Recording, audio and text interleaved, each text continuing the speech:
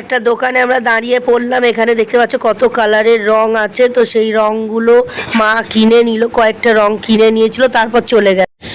দেখতেই পাচ্ছ আমরা ঠাকুরের জামা কাপড় কিনতে গেছিলাম, যেহেতু দোল পূর্ণিমা আছে, যে মা এখানে চুজ করছে কোন শাড়ি নেবে, কোন জামাটা নেবে। তারপরে এই যে এখান থেকে বের করছে নারায়ণের ধুতি, দেখতেই পাচ্ছ, তো ওখান থেকে নিয়ে নেওয়া হলো। আর এই যে শালু কাপড় কিনছি শিব পুরাণটা রাখবো বলে।